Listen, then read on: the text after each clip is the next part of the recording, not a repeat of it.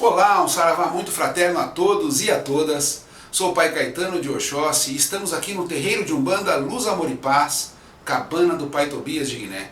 E hoje quero falar sobre a fé. Fé que nos move, fé que nos norteia, fé que é o caminho, fé que nos liga ao sagrado. E quando nós falamos de Umbanda, falamos de religiões em que o fenômeno mediúnico, o fenômeno da materialização, da desmaterialização são tão presentes, a fé fica quase num segundo plano. E isso muito me preocupa. E eu tenho certeza que preocupa grande parte dos dirigentes da nossa Umbanda abençoada. Porque a fé é o que nos move, é o que nos adere ao Criador. Sem fé, ou seja, sem acreditar no poder de Deus, no poder dos orixás, eu jamais me encontrarei com forças suficientes para passar as minhas dificuldades. E fé para mim sempre foi uma dádiva.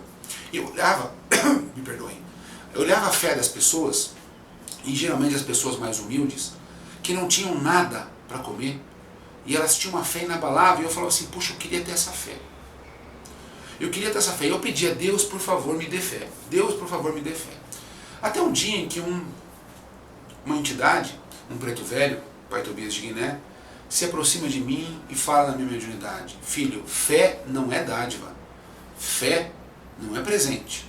Fé é algo que se conquista, é algo que se constrói. E aquilo me deixou profundamente mexido, porque para mim, as pessoas ganhavam aquela fé. Né? Elas tinham fé por algum fenômeno exterior que não era uma construção individual. Então ele fala que assim como nós construímos um músculo, usando, por exemplo, eventos repetitivos, né? Eu vou subir, pegar um halter e vou ficar puxando ferro, né? 1, 2, 3, quantas vezes for necessário. E vou fazer isso ao longo de alguns dias, de alguns meses, e então meu músculo vai ter uma hipertrofia, ele vai crescer um pouquinho. Olha, se cresceu, ele cresceu por esforço. Então eu tive que malhar muito tempo, por muitos dias, para que este músculo fosse firme. E eu poderia dizer a mesma coisa do cérebro. Então eu vou estudar matemática. Primeira vez que eu vejo matemática, ela pode ser um bicho de 7 cabeças. Para algumas pessoas ainda é, ainda hoje. Mas a pessoa vai estudando,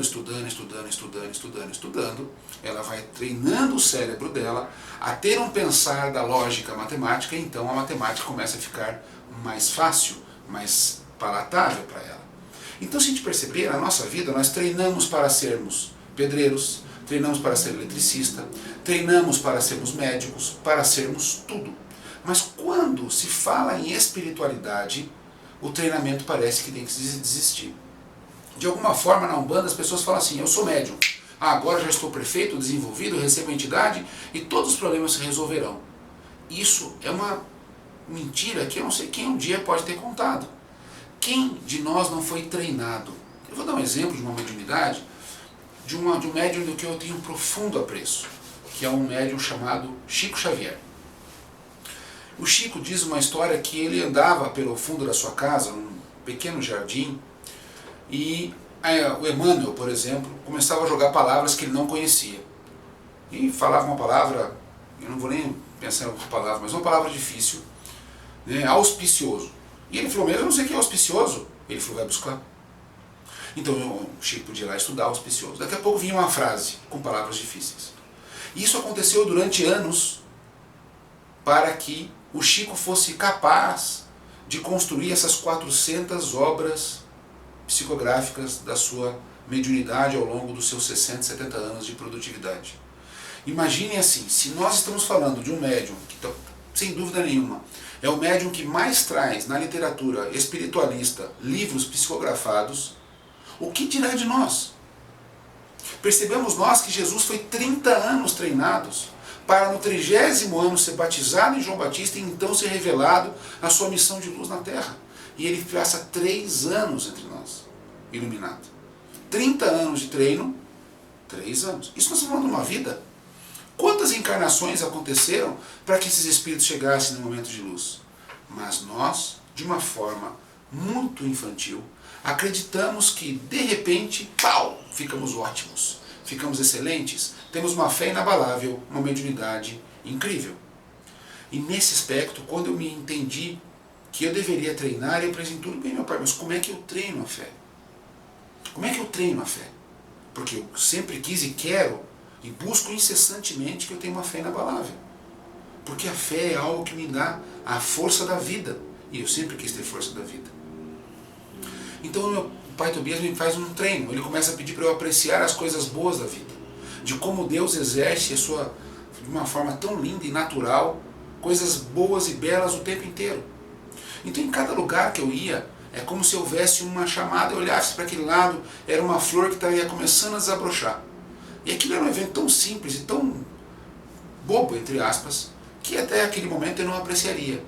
Mas ao fazer aquilo e ele abrir, e logo uma borboleta pousar, eu falava que aquilo me enchia de fé, de esperança. Eu lembro que eu estava num hospital, num pronto-socorro, levando um amigo que tinha sofrido um acidente. Naquele momento, que é um momento de desespero nosso, né? A pessoa está num acidente sério, o pai do Tobias fala, olha à sua direita. Na direita tinha uma senhora carregando um monte de sacolas na mão, passando mal, e uma criança de uns seus 6, 7 anos do lado. Ele pega, pede para uma pessoa, o senhor pode dar licença, minha mãe está cansada. A pessoa levanta com o maior prazer, a criança põe a mãe sentada, tira a sacola, põe a mão no peitinho da mãe e fala assim, mamãe, vai dar tudo certo, mãe. Deus vai nos abençoar. Naquele momento, a fé daquela criança tão verdadeira e tão simples me encheu de alegria. E eu falei, puxa, eu quero conquistar isso. Eu quero conquistar isso. E nesses eventos eu comecei a ter a minha percepção aguçada para que eu pudesse perceber. E nisso foi fazendo com que, mesmo em momentos de muita desgraça, de muita dificuldade da minha vida, apontavam situações de profunda iluminação.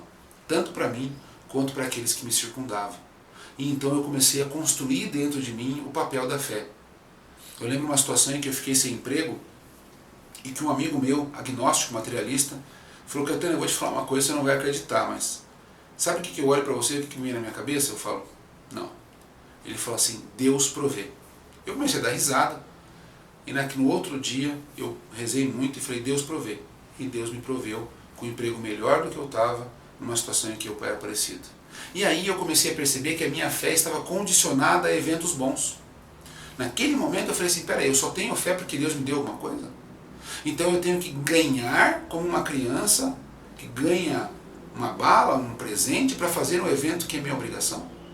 E então a partir daquele dia eu começo a falar assim, eu não quero que minha fé esteja condicionada a eventos positivos. Eu quero que minha fé exista simplesmente assim. Então eu comecei a olhar na minha vida processos em que eu não precisaria ganhar nada. Eu simplesmente queria estar com Deus. Estar do lado dele. Estar perto dele. Estar perto das entidades, dos orixás. E aquilo me deu mais fé ainda, porque eu tinha percebido que o meu negócio da fé era por receber. Então eu só tive fé porque eu ganhei um emprego? E se eu não tivesse ganho, eu teria emprego? Eu teria fé? Se eu não tivesse ganho emprego, eu teria fé?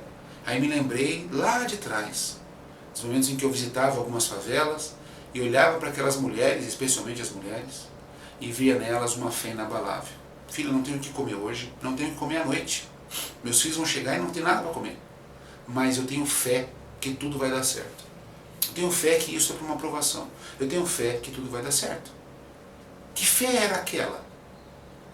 E aquele dia do emprego eu falei, é essa fé que eu estou em busca. E aí entra uma outra parte do treino, que era me inspirar em personalidades. Olhar a fé dessas personalidades que me iluminam. Jesus Cristo, Francisco de Assis, Madre Teresa de Calcutá, Chico Xavier. E hoje eu quero falar de um Zélio Fernandino de Moraes. Um pai de santo que anunciou a Umbanda. Um menino de 16 para 17 anos que brada no peito uma entidade e fala, amanhã na casa do meu aparelho será anunciada uma nova religião. No outro dia ele começa a atender diariamente as pessoas, incorporando, desincorporando, incorporando, desincorporando. E durante 70 anos da vida dele ele continuou fazendo isso. Que fé esse homem tinha, Senhor? Que confiança nas entidades, que confiança em Deus, para que durante 60, 70 anos, milhares e milhares de pessoas foram curadas pelo Pai Antônio, foram abençoadas pelo Orixá de Malê, foram tocadas na alma pelas forças da Umbanda. Será que eu tenho fé parecida com ele? Será que eu teria coragem de desbravar o mundo? E aí eu percebo que cada religião tem uma quantidade inumerável de seres que nos apontam em direção da fé.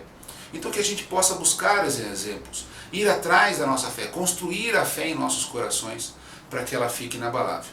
No próximo vídeo eu quero falar da importância da fé em processos de cura, em processos de aceitação, em processos de superação. Que a gente possa treinar a fé com muito axé.